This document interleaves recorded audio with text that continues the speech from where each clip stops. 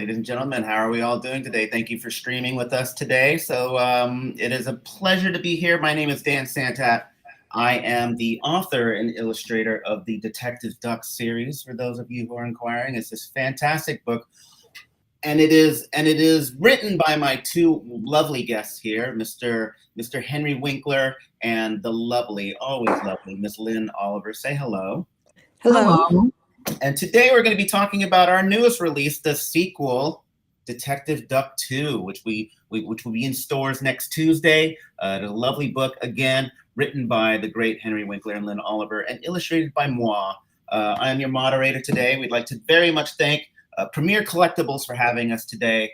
For those of you who are interested in purchasing the book, I'm told to tell you to visit detectiveduckbooks.com, and for the password, if you were to use Duck15, you will get 15% off all your purchases today. And today we are going to talk about our lovely book. I'm going to start with this list of questions, and we're going to have a lot of fun. So let's begin. Okay, so first of all, if we could ask from Jack from Minnesota, would like to know what made you all want to come out with a second book? Oh, we were asked. And, and let's just say, Lynn and I just finished and turned in book number 3, which comes out next year. And hopefully you're over there working on it like a busy bee. I can't wait. Lynn, you have anything to add? Yeah, I do. That we love the characters. So Henry and I love to write about a cast of characters. And we think that's the basis of books that kids love, is being around a group of friends who get along and help each other out. So the main character, Willow Feathers McBeaver, is a duck who solves environmental problems at her pond. And she has a group of friends. And so we loved them so much in the first one that we thought it would be a shame to break up this happy crew. So they're in the second one and the third one. And, you know, with your support, more to come. Obviously. Now, So that also, leads us. Yes, let me just say, truly, Detective Duck was a title of a book that another character that Lynn and I wrote. Oh, what's that series, Henry? What was that one called? Named Zipser. Okay, all right. Just a wonderful book about a little boy who is dyslexic, but he was reading Detective Duck. And during the pandemic, Lynn said, hey, remember the title of the book Hank was reading? Don't you think it would be a great character for another book? And I said, yes. At the same time, Stacy, my wife, and I were doing a jigsaw puzzle of a pond in New Hampshire. I took a picture of it and I said, Lynn, I found where Detective Duck lives. And so it started. Lovely, lovely. That leads me to my next question, which is a question from Kennedy from out in North Carolina. You've already maybe answered part of this question, but who or what inspires the characters in these books? Well, I think first of all, who doesn't love a duck or a duckling? So how could we resist? And we wanted to set it in this beautiful pond that Henry had done a jigsaw puzzle of. By the way, did you ever finish that jigsaw puzzle? He did. Well, Stacy did. I would walk through the room and go, oh, this piece goes here, and leave. That's the way I do jigsaw puzzles too. It doesn't get a lot done. So once we had the jigsaw puzzle done, once Stacy had the jigsaw puzzle done, we thought, wouldn't it be wonderful to set these mysteries in a beautiful place, and in a beautiful place that's endangered, as many of our beautiful, pristine natural habitats are. And so we wanted to do something for younger kids so they would feel empowered to do something. And so it was a natural thing to create this cast of characters. What was not natural is that this duck was raised by a beaver, which is not something you'll find a lot in the wild, I don't think. No. But we created a situation where her egg rolled out of her mother's nest and rolled down the river and landed in his dam. And so Beaver McBeaver raised her. So she has the intelligence of a beaver and the adorableness of a duckling. And then we created their other friends, a yellow-bellied spotted salamander, Her and best a friend. dragonfly, Mhm. and a heron, Aaron the heron, Right. and a catfish with very bad breath. Harry. You'll find those in many ponds, the bad breath catfish. So once we had this wonderful cast of characters, we found it very easy to create stories around them. Henry, you should talk about how we create the stories, how we know when we have a series. I know you. You know, I will tell you that when Lynn and I first started, I had no idea how do you know what a good story is, and it is so natural. We sit at that time in the same room and start coming up with stories, and when the story starts to fire our imagination, and then the characters do this, and then they could do that, and then, oh my goodness, then they could do this. You know you've got a good story. There are times when we go, well, sure, he could, well, he could. And then maybe they do. And then you realize, get rid of that story right away because it does not fire up the juice of your brain.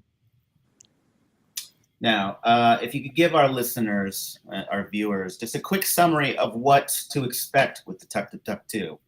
Okay, let me just say there is a wonderful frog, Franny, who lives on a lily pad in the middle of the pond, who is she's the proprietor of a wonderful inn, a wonderful place to have breakfast. And she makes great French fried fries. Flies. That's hard to say. If you can say that 3 times, Right. there's a gold star waiting for you. Right. And she comes to shore, and she is very excited and very emotional. And she said, "You've got to help me. My son is missing. Tad, my son." And she calls upon our little duckling who dreams about being a detective to find him. And for those of you who are natural storytellers out there, her son is a tadpole.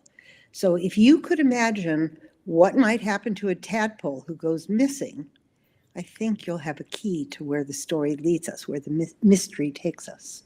Right. Now, while they're looking for the tadpole, they realize there is an algae that is taking over the plant life under the water, which is making it very difficult to breathe. It is sucking all the oxygen out of the water. So now they have 2 problems. Where is Tad? And how do we take care of this algae? What to do? Lovely. How did you come up with the blue algae idea? That's the personal question I have.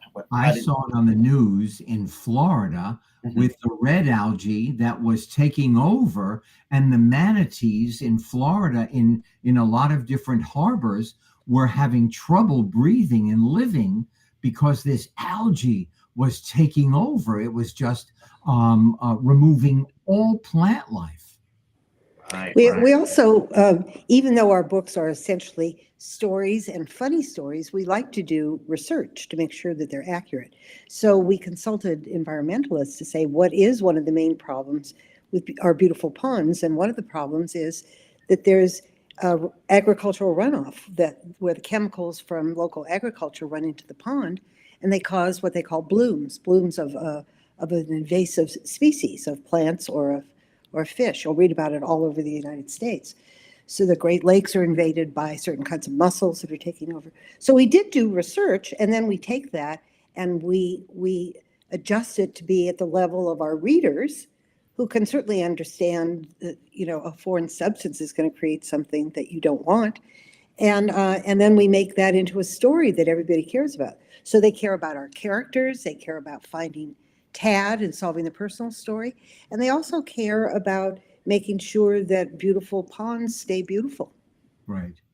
And what we use, Lynn and I believe that comedy, and Dan does too, in your beautiful, beautiful artwork.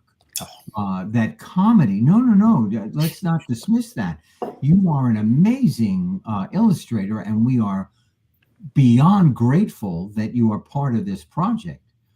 But we believe that comedy is the gateway to reluctant readers. And True. these books are for emerging readers who are just beginning. True. So, here to add the question, because I'm just one man that makes beautiful illustrations, but how is it two authors work together to craft one story? What is your working relationship like? Well, we write together. We absolutely write together. Both Henry and I came out of television.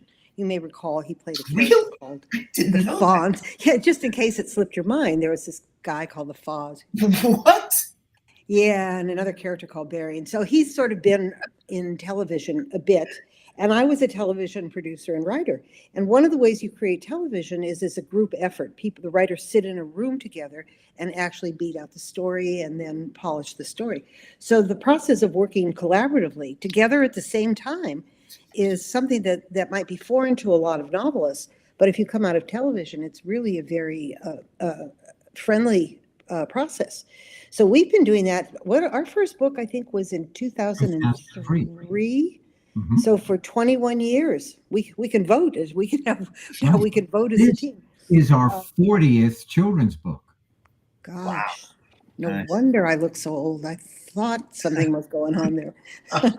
So it's really it's a very fun process too, because our philosophy is if it's not making us laugh, then it's not going to make anyone else laugh either. So unless we're chuckling all the way through the writing process, it doesn't get in the book, because we want the kids first and foremost to have a great time and to want to read the next book in the series. Right. What Lin always says is that we do not want to be an assignment.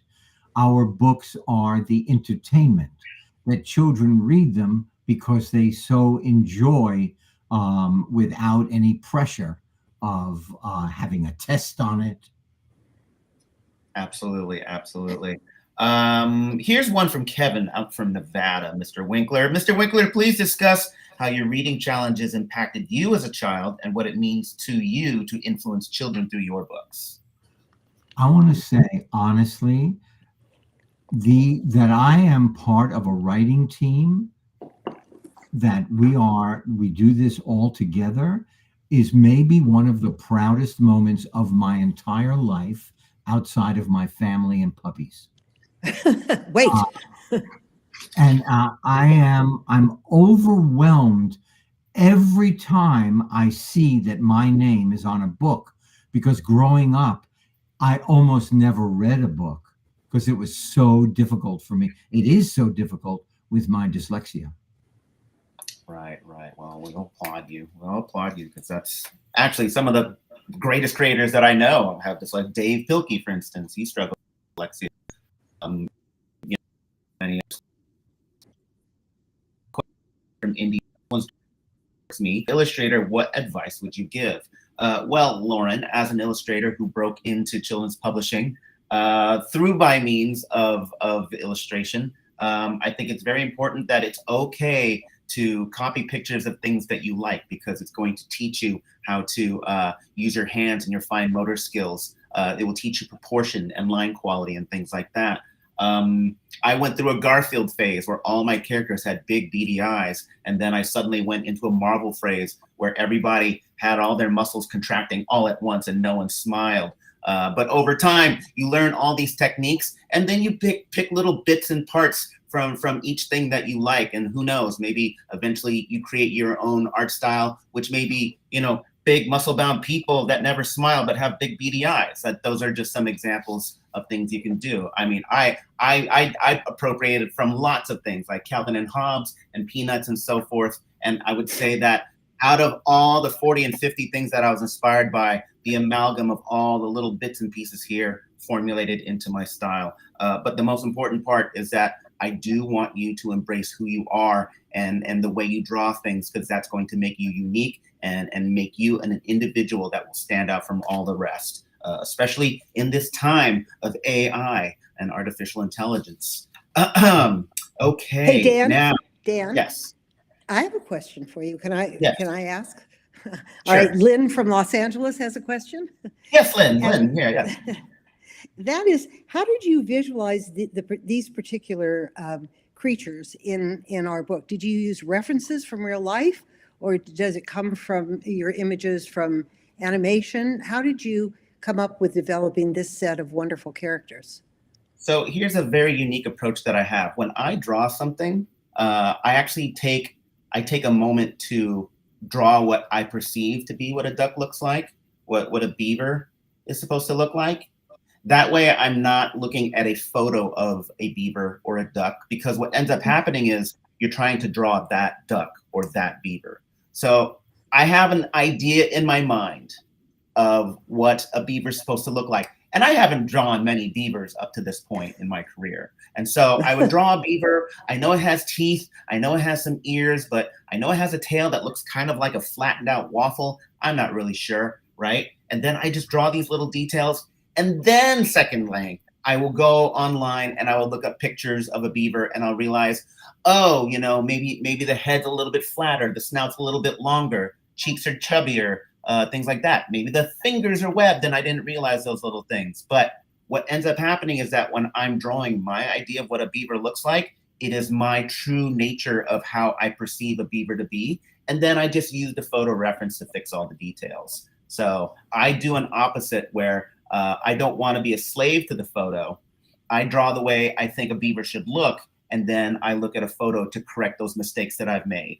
I think the best way to do that for anybody without like compromising style is to not be a slave to the photo reference, because then what ends up happening is you need to find a photo of something at the perfect angle, and then suddenly you just rely on photo reference all the time. It's just better to just try to invent things out of your head and then use photo as reference as it was meant to be. Okay. I hope that answered your question, Lynn from Los Angeles. Yes, it did. Thank you so much.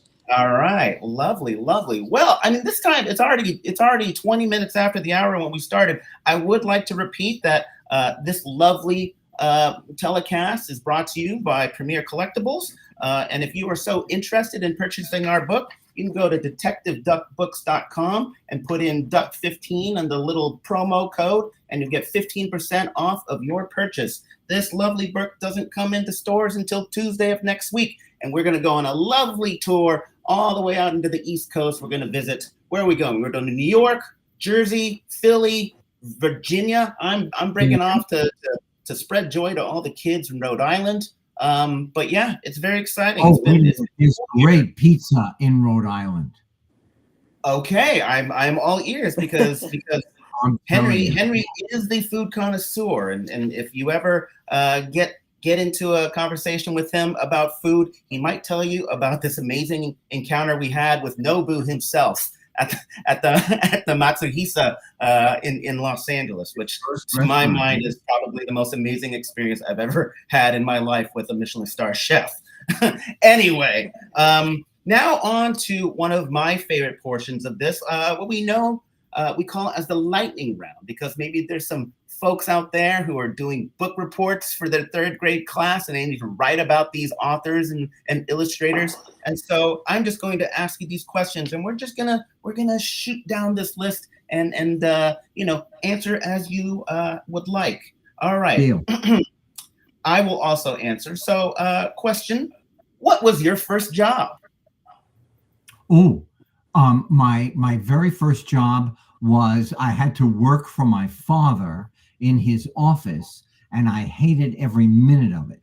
My second job was a counselor in camp. I had a bunk of 8-year-old boys at Blue Mountain camps in East Stroudsburg, Pennsylvania. I loved every minute of it. My first job was working for John F. Kennedy, the president of the United States, getting out the vote. And I had to knock on doors and to remind people that it was voting day. And I got $5 for that.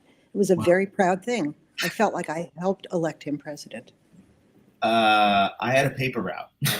I delivered papers back in the day when the most efficient way to get news to the people of America was to send a little 12-year-old boy on a bicycle early in the morning and deliver newspapers all across the neighborhood. That was the most efficient way to get the news, right? And that was fun because I just have one question. Yes. What's a newspaper? How dare you? How dare you, boomer? All right. Here's a great question. Who would you want to play you in a movie? Ryan Gosling. Oh yeah, good call. Yeah. Good call. Me too, Ryan Gosling. Yeah, Ryan Gosling. I was gonna say Meryl Streep. I saw her in that last season of Only Murders in the Building, and there was that one scene where she had to imitate a frog, and it like completely surpassed my perception of how someone would imitate a frog. I know that if Meryl Streep portrayed me in a movie, she would play me better than I would myself, and she'd probably be nominated for Golden Globe and Emmys and Oscars and what forth. Oh, okay. Yeah, everyone's nodding like, yeah, definitely. Yeah. What chore do you hate doing? Wow. Ooh. Wow, I can't believe you're having a hard time. I love washing the dishes. Oh, yeah, great. So nice. Warm water in your hands. Garbage. I would have to say, if I had to make the bed. Oh, yeah. Yeah. That's hard. Just that. Here, I have one. I have many. One side of the bed to the other. My knees would complain. I think I would hate making the bed. Okay. My least favorite thing is to clean out the refrigerator, because what I love to do is stuff all kinds of jars of things, ketchup bottles that are like 1/8 full and I don't want to really throw out. I shove them all in the back. And then you reach a certain point where nothing new can fit in the refrigerator because it's full of almost empty jars of things, pickles and capers and mustard and ketchup and sauerkraut. And so I hate that. Because that's the thing, right? When the thing ends up in the back of the fridge and it's nowhere to be found, and like 2 years later you go, oh my gosh, I forgot about how about this? How about this? One pickle in the jar, right? One pickle. There are old boxes of baking soda. Raise your hand at home if you have that. Like with just a little bit of baking soda that you put in there like 6 years ago. Is there an expiration date for that though? No, there's not an expiration date, but there's no point. It evaporates. There's nothing there. It's kind of a damp box. Okay. It's sitting in the very back. It's a little bit soggy. And so what you're saying is that on the occasion where I do decide to make banana bread and I need a little baking soda, I shouldn't get the box from like 3 years ago. No, that absorbs all the smells, unless you want your banana bread to taste like pickles, and then it's an excellent choice. Well, only my wife has been the one that's been openly honest about my cooking, so I don't know what to tell you there. All right, but just going back, what chore do I hate doing? I hate folding socks in particular. Oh yeah. You do the laundry. I don't mind folding the shirts. I don't mind folding the pants. But the problem with the socks is that it just comes in a huge mound, and you have to find that matching pair. That would take forever. It's I can't stand it. Oh, it just drives me insane. All right. Favorite snack while working? York's peppermint patties. Ooh, frozen. Yeah. Oh. Frozen. Okay. It goes without saying that doesn't even need to be spoken. Now, I like those tiny ice cream cones from Trader Joe's. Yes. All right, and they go down so easily. It's deadly. You pop in at a sitting. You just sit there and you go, I just ate all 12 in this box. Right? How many can you pop in at a sitting? I am embarrassed to tell you. So I'll just keep it at the ice cream cone. Okay, level. What is your favorite school subject? My what? Your favorite school subject. Okay, for me, the day I never had to go back. Right. Totally honest. Lynn? Oh, me reading. No surprise. Okay. Reading. My favorite I was lunch. Lunch was my favorite subject. When I said, "Are you going to eat that banana bread with 3-year-old baking soda?" Because I'm all in. I'm all in, babe. I had All right. a sandwich on Wonder Bread almost every single day of my 4 years of high school. Wow, there you go. I'll have to sprinkle a little baking soda on that and then take that down. Here's a question that I love. Where do you want to go that you've never been? Let's just pretend 4 hours, flight's taken off. Where are you gonna go? Africa. Africa. You gonna do a safari? Yes. Oh, nice. And said that she left her heart in Africa. She just was blown away. Right. Everyone I know who's been on a safari said it changed their life. Yeah. So yes, that's and Lynn, you've been on a safari. You've Many times. Yes, I love that. Many times. Very nice. Where would you like to go? At the I would drop like of to a go hat? I would like to go to Antarctica and shake hands with a penguin. That's good. Oh, I love penguins. Yeah. I met a penguin once, and it was so affectionate. Yeah. Oh my God. Nice. I was moved by the penguin. So you know what I learned is that you can actually just drive up to the Arctic Circle. I didn't know that was a thing.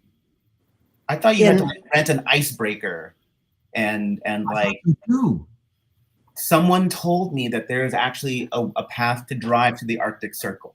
Wow. And you know, like I don't think my Honda Prius will make it that far, but I mean my Toyota Prius will make it that far. But I mean that sounds kind of engaging. Like I don't know. Let's see. I've always wanted to go to Rome. Oh wow. Yeah, I've never been to Italy. I'm going to Vienna in November. That's nice. So close. It's so close. Italy, you cannot get a bad meal. Oh, okay. How about Vienna? Vienna, you can get a lot of bad meals. Whipped cream. Okay. Do you have places to recommend? In Austria? In Vienna, yeah. In Vienna, no, except for the Winkler Hotel. Is there a real thing? I think so. Okay. There's actually a clown museum there, and I don't know why I want to check out some weird stuff at the clown museum, but they're only open on Sundays from 10 a.m. to 1. I don't know if that's meant as a joke or maybe not a lot of people want to see clowns, but I'm It's hard to get into those shoes. Right. Lovely. But I hope I can make that happen. And we have time for one more question. What is your favorite hobby when you're not making books with Mr. Santat? Fly fishing for trout. Clearly. Me is making mosaics. I just came from 2 weeks in Ravenna, Italy, where I studied portraiture in mosaics, the ancient And you made Roman a portraiture. beautiful portrait of yourself. Of myself, yes. For those of you who are How could you go inquiring, you want to wrong? see it, you can see Lynn's Instagram account or anything on social media, and she has the portrait of her made out of mosaic, and it's fantastic. Yeah, It's thank you. fantastic. Thank you. And what about you, Dan?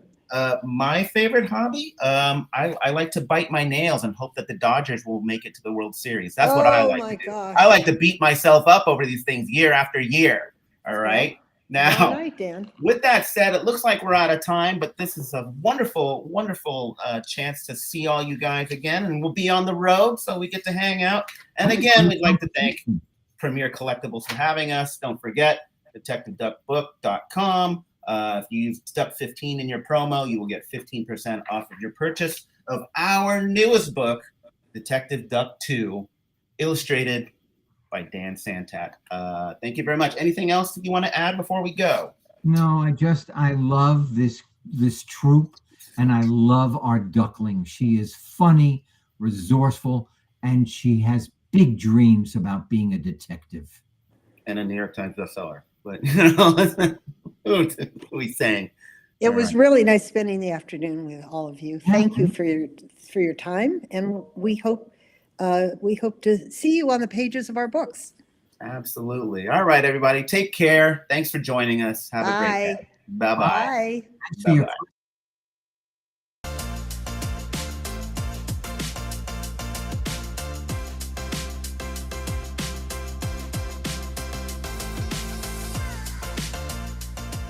Hey, this is John Acuff, New York Times best-selling author of 7 books and someone who's done a live signing. If you like the one you just watched, make sure you check out our YouTube channel. It's full of amazing authors having great conversations and signing books for viewers just like you. So make sure you subscribe, and thanks for watching today.